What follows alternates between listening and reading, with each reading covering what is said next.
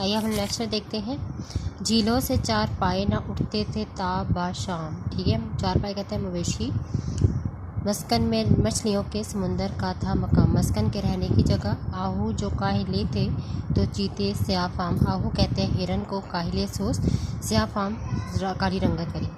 पत्थर पिघल के रह गए थे मिसले मोम खाम, के मोम की तरह पगलना। सुर्खी उड़ी थी फूलों से, सब्जी क्यास है कि घास की तरह सब्ज रंग।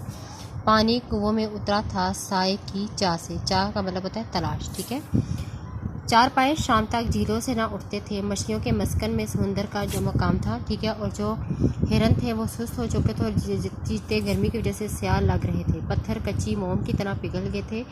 फूलों का रंग सुर्ख उड़ गया था और घास से सब्जी खत्म हो गई थी। ठीक है, पानी भी साया तराश करने के लिए कुएं में नीचे चला गया था। कि बहुत जब गर्मी होती है तो पानी जो है वो कुएं से बिल्कुल नीचे चला जाता है। मीर अनीस कहते हैं कि जानवर गर्मी की शिद्दत से बेहाल थे। जो जानवर पानी में रह सकते थे वो पानी से बाहर ही ना निकलते थे। जब बारिश की शाम के सूरज की हिद्दत ज़रा कम होती तब कहीं जाके वो पानी से बाहर आने का इरादा करती। मछलियाँ जो समुंदर पे रहती थीं वो भी सतह आग पर आने से कतराती थी, क्योंकि सतह का जो पानी था वो आग की तरह खोला हुआ था। मछलियाँ समुंदर की तह में चली गई थीं ताकि वो गर्मी की शिद्दत से बच सके, और इस तरह इस गर्मी ने किसी को भी ना छोड़ा था।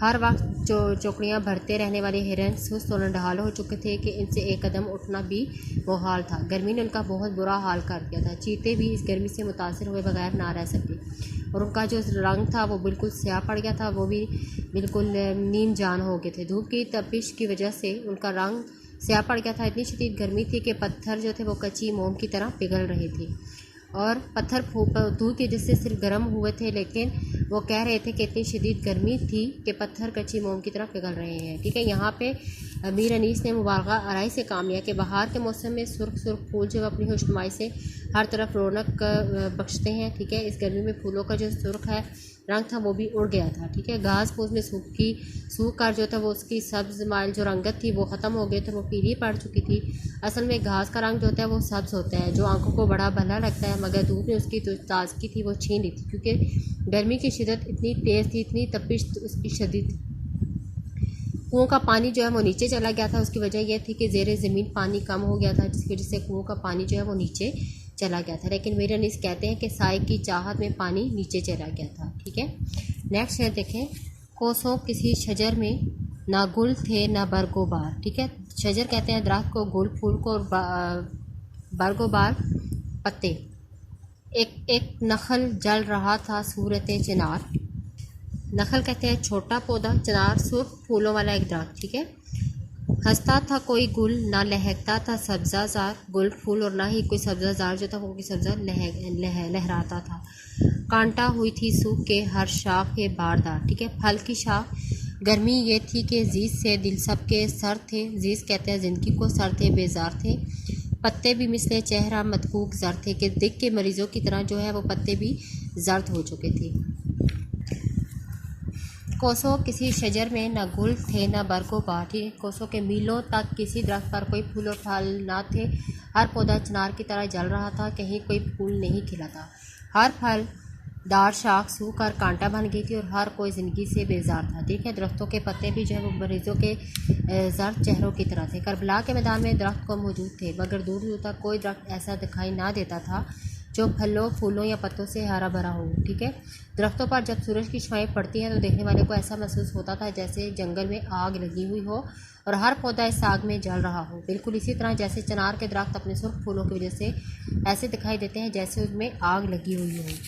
ठीक है, फूल जो थे वो बिल्कुल बेरंग बदमज़ा हो चुके थे। सब्ज़ाजार में कोई भी रौनक नहीं थी। जो शाखें कभी फूलों से लदी हुई थी नज़र आती थी, वो आज वो गर्मी की शिद्दत से जो है वो सूखकर कांटा बन चुकी हैं। इस शदीद गर्मी में लोग जीने से बिल्कुल बेजार हो चुके हैं। अब देखें, जैसे हम इतनी शदीद गर्मी होती है तो हम घबराहट हमें फ़ील होती है और हम तंग आ जाते हैं, हम बेजार हो जाते हैं। ठीक है, तो उस टाइम भी मैदान जंग में, मैदान जो करबला में जो गर्मी की शिद्दत इस कदर थी कि हर कोई उससे मुतासिर था। उसकी दिली उमंगें जो थी, जोश और वलवले जो थे वो बिल्कुल सद पड़ चुके थे। गर्मी की वजह से दरख्तों के पत्ते को मिला गए थे और पत्ते कभी सरसब्ज थे तो वो अब पिलाहट उनमें आ चुकी थी। चीज़ें ऐसे लग रहा था जैसे दिक का मारा हुआ कोई मरीज़ हो। दिक के मरीज़ का चेहरा भी जो है वो खून की कमी की वजह से पीला पड़ जाता है। और शायर यहाँ पे कहता है कि गर्मी की शिद्दत से ने हरे भरे पत्तों को भी जर्द कर दिया, उनकी ताजगी जो है वो ख़त्म हो गई थी। ठीक है, उनमें ज़िंदगी की कोई भी लहर नज़र नहीं आ रही थी और गर्मी की शिद्दत से सबका बुरा हाल था। नेक्स्ट देखें, शेर उठते थे न धूप के मारे कुचार से, कुचार कहते हैं घार, आहू न मुँह निकालते थे सब्ज़ाजार से। आहू हिरन, ठीक है, सब्ज़ाजार सब्ज़े से, आईना महर का था सूरज, मुगदर गुबार से, ठीक है, मैला गर्दो गुबार, गर्दू को तप चढ़ी थी ज़मीं के बुखार से। गर्मी से मुस्तरब था ज़माना ज़मीं पर, भुन जाता था जो गिरता था दाना ज़मीं पर। ठीक है, कि धूप के मारे शेर जो थे वो अपनी कुचार से बाहर ना निकलते थे।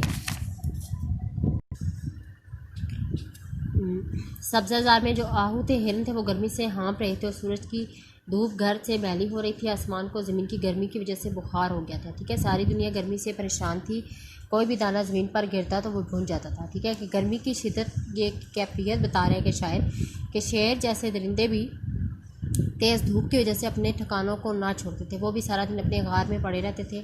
और शेर जैसे दरिंदे अक्सर शिकार की तलाश में इधर उधर घूमते रहते हैं। ठीक है, इस तरह हिरन भी हरे भरे मैदानों में अपना मुँह बाहर नहीं निकालते थे। गर्मी की शिद्दत कदर बेहाल हो रहे थे।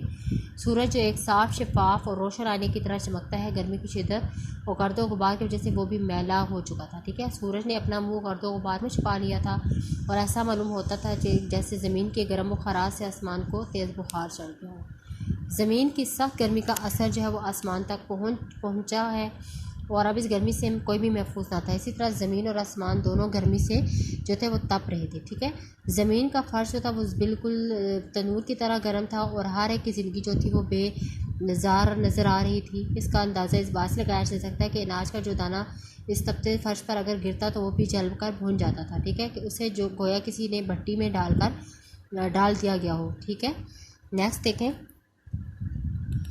गर्दाब पर था शोहला ज्वाला का गुमा, अंगारे थे हबाब तो पानी शरर फशा। गर्दाब कहते हैं भंवर को, पानी का चक्कर, शोहला ज्वाला आग का दायरा, अंगारे आग के दहकते हुए टुकड़े।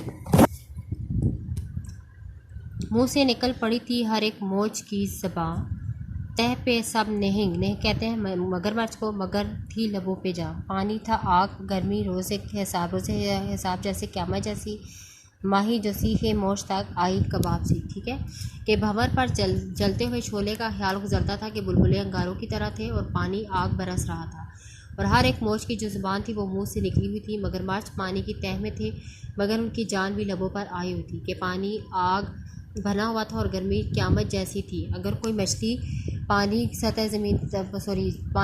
की सतह तक आती तो वो कबाब की तरह पहुंच जाती थी। ठीक है, तो यहाँ पर शायर क्या कहते हैं, मीर अनीस कहते हैं कि पानी में जो भंवर बनता है वो ऐसा लग रहा था जैसे किसी ने आग का शोला जलाकर उसे चक्कर दे दिया हो और वो अपनी तपिश जो है वो चारों तरफ फैला रहा हो। पानी में जो बुलबुले बनते थे वो भी किसी दहकते हुए अंगारे से काम नहीं थी। दरिया का पानी भी आग बरस रहा था और गोया बहुत ही इसे अंदाज़ा लगा ले कि किस कदर उस दिन शदीद गर्मी थी। ठीक है, दरिया की मौजें भी परेशान थी। दरिया में मौजूद मगरमच्छ अगरचे पानी की तह में लेटे हुए थे लेकिन इसके बावजूद गर्मी की शिद्दत से मुतासिर थे, क्योंकि इस गर्मी की वजह से पानी आग की शक्ल में जो है वो इख्तियार कर चुका था और ऐसा मालूम हो जाता जैसे क़यामत आ गई हो। पानी में मौजूद जो मछलियाँ थी वो भी परेशान थी। वो पानी की गर्मी से घबरा कर पानी की सतह तक आ गई थी और वहाँ गर्मी का ज़ोर और ज़्यादा होता और गर्मी की शिद्दत से जल भूनकर वो जैसे कबाब हो जाती। ठीक है, यहाँ पर मीर अनीस ने मुबालगा रहे से काम लिया। इसका मकसद गर्मी की शिद्दत को बयान करना है कि गर्मी की ऐसी हालत में इस्लाम की सरबुलंदी के लिए जैसे हज़रत इमाम हुसैन रज़ी अल्लाह ताला अन्हु ने अपने मौक़िफ़ पर डटे रहे और इसके पाए इस्तिक़लाल में लग्ज़रिश भी ज़रा तक ना आई। ठीक है, किसी भी किस्म के हालात उन्हें हक़ की राह से ना हटा सके। उन्होंने जान दे दी लेकिन बातिल को हक़ कहने पर रज़ामंद ना हुए। ठीक है, अब इस नज़म की तशरीह आपने अपनी नोटबुक में लिखना है और इसको भी ज़बानी याद करना।